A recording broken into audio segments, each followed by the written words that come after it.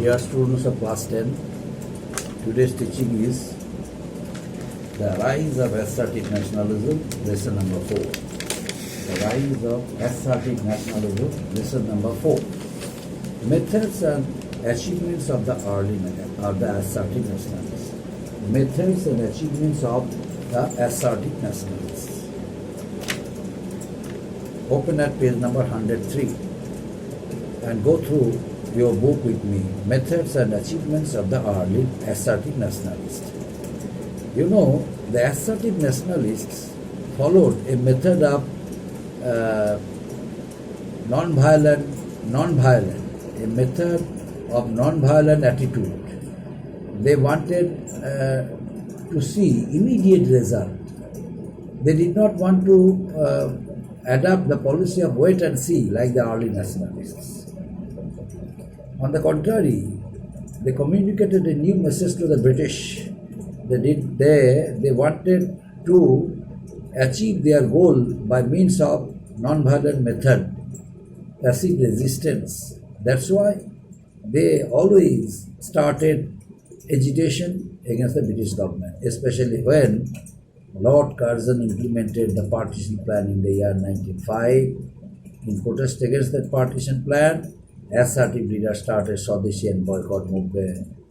Under their programs of Swadeshi, boycott, national education, revivalism, means involvement of the common people of India, the resolution accepted during the Calcutta session of Congress in the year 1906 under the presidency of Dadabhai Naoroji.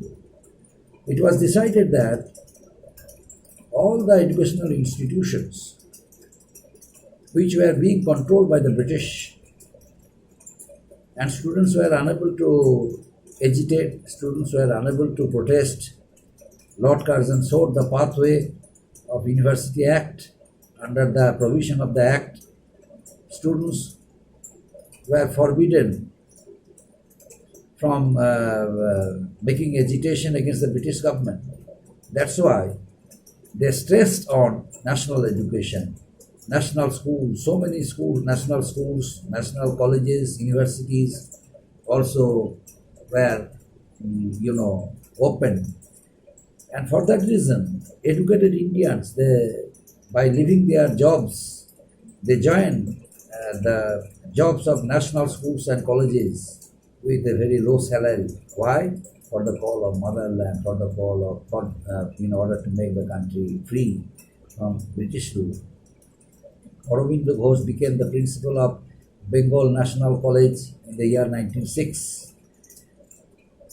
And Calcutta, that time, Calcutta also had become a great center of Indian nationalism, the concept of patriotism, the concept of, national awareness, consciousness also formed among the Indian people. And as I told you earlier, that Swadeshi and boycott movement, both these two concepts were complemented. Both the two concepts of Swadeshi and boycott movement were complementary. That means Swadeshi and boycott were the two sides of the same coin. That's why at the time when they supported the Swadeshi movement, they encouraged Indian indigenous products and boycotted foreign goods, foreign products. Millions of people of India, they accepted it, they supported it. They started boycotting foreign goods, foreign clothes, foreign shops, foreign schools, foreign colleges, universities. Everywhere there was a massive protest on the part of the Indians against the British government, against partition plan. The patriotic poems, patriotic novels also were written by a number of educationists. It was Bankim Chandra Chatterjee who wrote the famous poem Vande Mataram. Vande Mataram was used by the Indian nationalists, patriots, leaders, which also aroused their nationalistic aspiration. And apart from this, the other one, just like, in Punjab, DAV Society founded a number of educational institutions in order to make their educational institution free of the control of the British. And later on, as such industrialists wanted to widen and base their movement, bringing common masses into their own into the mainstream, so that um, the movement must be spread throughout the country. That's why they were able to reach their goal of convincing common people to be a part of their movement. Naturally, they spread their message to all classes, irrespective of caste, creed, sex. But many young men and women also, therefore joined the path of revolution. The assertive nationalists encourage cooperative organization. Why? Because during crisis period, especially natural calamities, famine, etc., the British did not cooperate. The British did not give any compensation to the Indians. Naturally, many people died of various diseases without being treated by the British. That's why so many voluntary organizations also were founded under the compulsion of the Indian assertive leaders in order to provide economic concession to the needy people during the crisis period, during the natural calamities and other crisis period, other causes. So the assertive nationalists, by this way, they got the Indian people in mass involved in their political movement, in their agitation. That's so. So it became a very, very significant. The peasants and farmers also became a part of it. So it's very significant and significant that they all became a part of this movement. Now, what are the achievements of the assertive nationalists? What are the achievements? The assertive nationalists, had many achievements.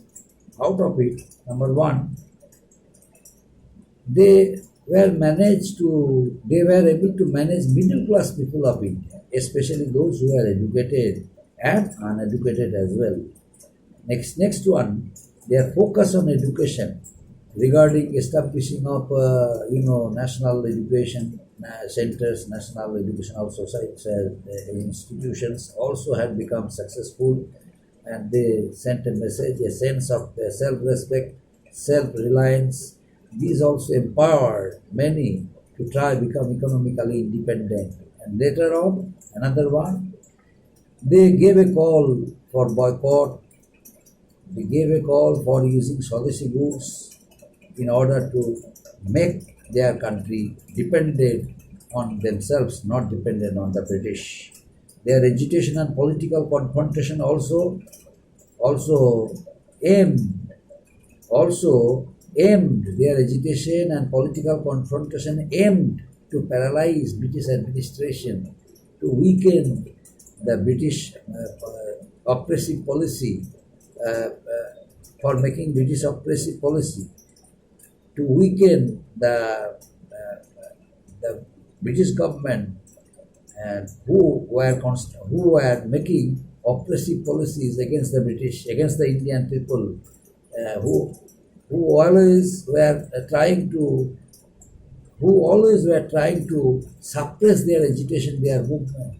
That's why the ideology of the assertive leaders inspired young group of people, young revolutionaries, to fight on and to take the battle for freedom of our country, so that the British must stop doing these oppressive works and